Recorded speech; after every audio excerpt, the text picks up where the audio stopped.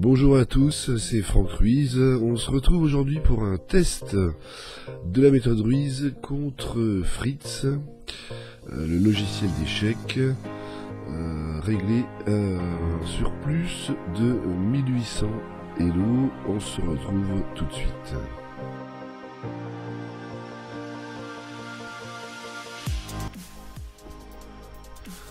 Alors, avec les noirs, nous commençons donc cette partie avec une opposition des deux pions du centre classique, puis les deux pions des deux ailes, afin d'empêcher le cheval ou le fou adverse de se placer sur les cases G5 ou B5.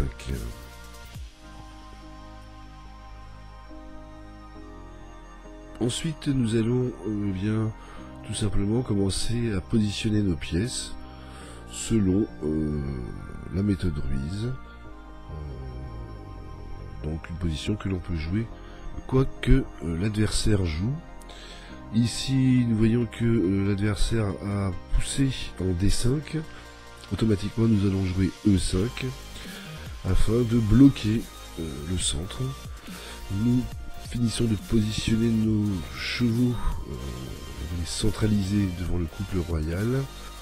Maintenant que le roi adverse a roqué, et bien maintenant nous savons que nous allons pouvoir bloquer l'aile dame et ouvrir donc l'aile située du côté du roc adverse afin de pouvoir avancer nos pièces peu à peu. Alors dans ces cas-là, il est conseillé de ne pas se précipiter, de bien avoir en tête les blocages, ne pas oublier de bien défendre, de bien soutenir les pions sur lesquels l'adversaire va avoir tendance à sacrifier un cheval ou un fou, de façon à casser notre chaîne de pions. Donc toujours être fort sur les pions, et nous allons peu à peu diriger nos pièces en masse face au roc adverse de façon à le bloquer, bloquer l'adversaire, et nous allons lancer les pions à l'attaque, et bien de façon à ce que de toute façon, même s'il prend nos pions, et en fait c'est pour dégager la route vers le roc adverse. Et voilà, avec le fameux coup de cheval en F4 avec reprise par le pion, et vous voyez que nous avons les deux colonnes H et G qui sont ouvertes, une ouverte et une semi-ouverte, et nous avons donc la voie libre, et nous allons tranquillement, après cet échange de tours, et bien continuer la progression tout en bloquant l'avancée du roi pour qu'il ne puisse pas s'échapper de cette partie de l'échiquier. Voilà, nous mettons notre fou, vous voyez, en H3, de façon à ce que le roi n'ait plus beaucoup de cases de repli, et il va avoir beaucoup de mal à débloquer le reste de l'échiquier. Et nous allons continuer donc voilà avec les fous. Nous sommes en surnombre. Dans cette partie-là de l'échiquier, nous sommes en surnombre et nous avons bloqué son roi. Et donc, voilà, nous échangeons la dernière tour. Malgré cela, nous avons encore des forces pour attaquer. Et il va avoir de plus en plus de mal. Voilà, ici, nous prenons sa reine. C'est déjà un gros coup dur pour lui. Et maintenant, nous allons faire un petit arrêt sur image pour la petite surprise de fin de partie. Avec, j'ai tenu à vous le faire écouter, la fin de la partie en live, puisque là c'était la reconstitution, en live, de façon à avoir le message de fin de Fritz. Vous allez voir, c'est très intéressant. Donc bon, là il n'avait plus grand chose à faire bien sûr avec une reine en moins, mais bon, il va continuer à jouer. C'est un ordinateur, c'est un logiciel, mais l'abandon est prévu, hein, vous allez bien le voir. Et donc ici Bon, il doit faire quelques derniers coups de désespoir.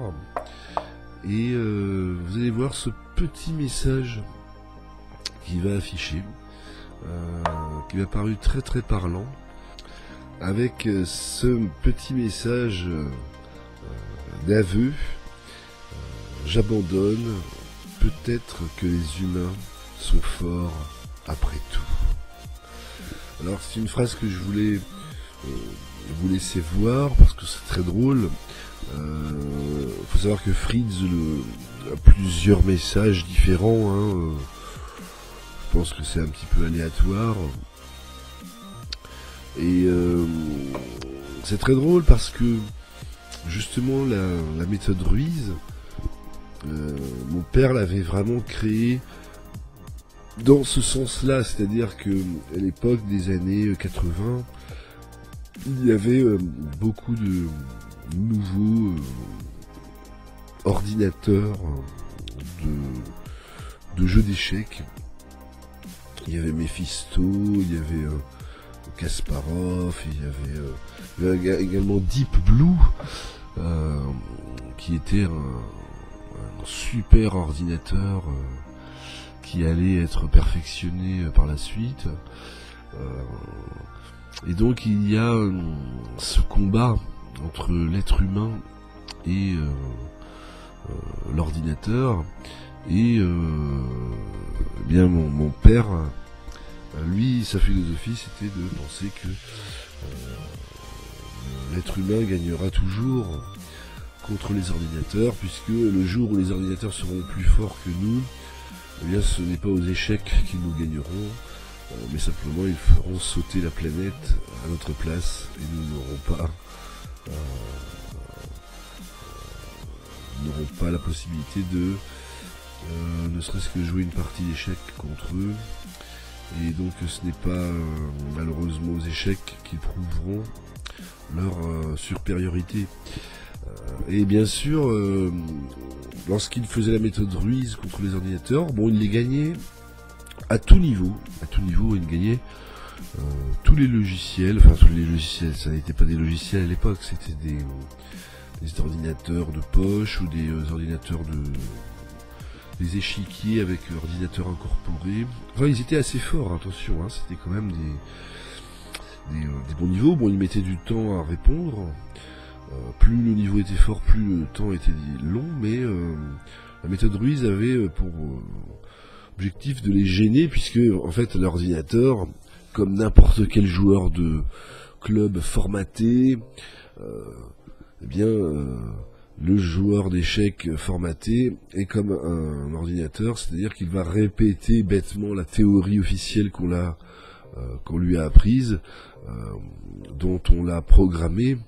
Et l'ordinateur, dès qu'il sort de cette théorie, eh bien, met un temps fou à réfléchir et est complètement perdu. Là, c'est un peu ce qui se passe avec la méthode Ruiz quand vous jouez contre un logiciel d'échecs ou contre un joueur d'échecs formaté à la théorie officielle. Il est déboussolé, déstabilisé.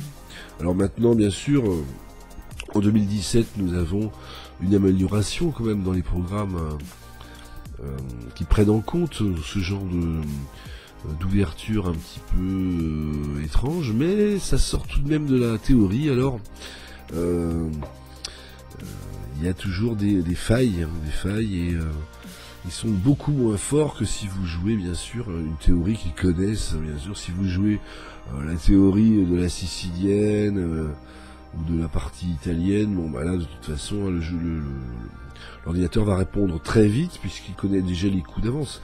Dès que vous sortez de la théorie, hop, il commence à réfléchir par lui-même, si j'ai envie de dire. En tout cas à chercher dans d'autres combinaisons, puisqu'il n'a pas la réponse toute faite. Et donc le fait que Fritz réponde peut-être que les humains sont forts après tout aurait fait bien rire mon père. Et c'est bien, voilà, ça tombe très bien qu'il ait sorti ce message d'abandon contre la méthode Ruiz, parce que c'est exactement le but de la méthode Ruiz, c'est d'être plus fort que le robot,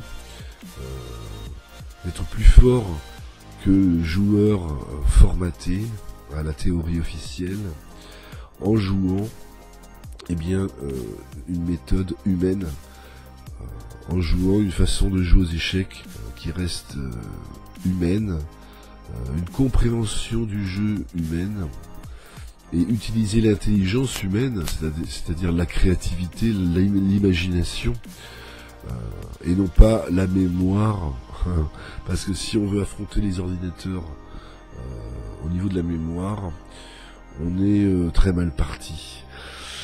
Voilà, je vous remercie d'avoir suivi ce test. Donc si vous voulez plus d'informations, de renseignements sur la méthode Ruiz, vous avez la possibilité de vous procurer le livre chez Amazon. Et si vous voulez recevoir les vidéos inédites concernant le programme vidéo de la méthode Ruiz approfondie qui va sortir très bientôt, dans les prochains jours, eh bien je vous invite à cliquer sous la vidéo pour réserver votre accès au programme vidéo et devenir un des 100 premiers pionniers de la méthode Ruiz en programme vidéo et recevoir les vidéos inédites. Je vous dis à très bientôt et je vous souhaite de très bonnes parties. À plus tard.